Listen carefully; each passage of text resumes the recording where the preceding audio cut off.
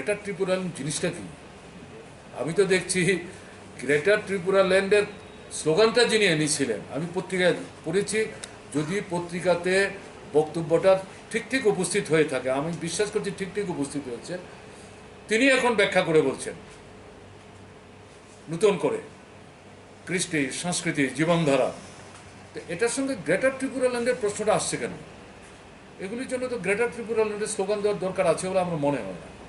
কিন্তু তখন greater Tripura land বলে ভোটের আগে যেভাবে মানুষকে চঞ্চল করে তোলার চেষ্টা হয়েছিল, রাজ্য ভাগ করে আলাদা রাজ্য, আইপিএফটি যার সঙ্গে আপনার বিজেপি মিলে সরকার করলো, ঠিক এডিসি নির্বাচনের আগে যখন রাজ্য ভাগ করে আলাদা রাজ্য দেখাগুলো কার্যকরী হচ্ছে না, হতাশা তৈরি হচ্ছে আইপিএফটির মধ্যে, তাদেরকে ব্যবহার করার জন্য গ্রেটার ত্রিপুরা ল্যান্ড, তাদের মধ্যে দেখা গেল আমাদের পার্শ্ববর্তী 2-3টা রাজ্যেরও একটা অংশ এর মধ্যে ঢুকবে, বাংলাদেশ এখান থেকেও একটা অংশ আসবে।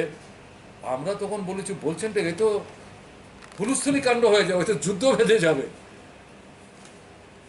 এটা কে মানবে? মিজোরাম কেন তার এলাকা ছাড়বে? আসাম কেন তার এলাকা ছাড়বে?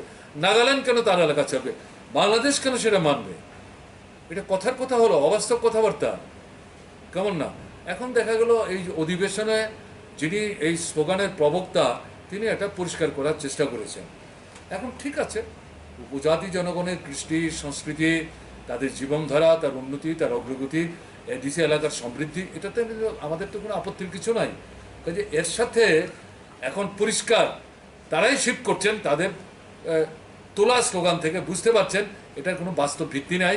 এবং এর মধ্যেই কিন্তু 3 মাসের মধ্যেই আবার যারা প্রথম স্লোগানে বিভ্রান্ত হয়েছিলেন, দ্বিতীয়বার তারা আবার বিভ্রান্ত হচ্ছেন। এখান থেকে তাদেরকে ধরে রাখবার জন্য নতুন বিশ্লেষণ নিয়ে আসছেন। আমরা কিন্তু এডিসি এলাকা, এর বাইরেও যে উপজাতি অংশের মানুষ আছেন, তাদের ভাষা, তাদের সংস্কৃতি, তাদের যে জীবনধারা, কৃষ্টি যেটাকে আমরা বলি, এবং সামগ্রিকভাবে তাদের যে অর্থনৈতিক উন্নয়ন, এবং এডিসি এলাকার রাস্তাঘাট, জল, কল, স্কুল, হাসপাতাল, বিদ্যুৎ, সেচ, তার সামগ্রিক যে উন্নয়ন, যে কাজটা আমরা শুরু করেছিলাম, আজকে এটা স্তব্ধ হয়ে গেছে। এটাকে নূতন উদ্যমে শুরু করা দরকার।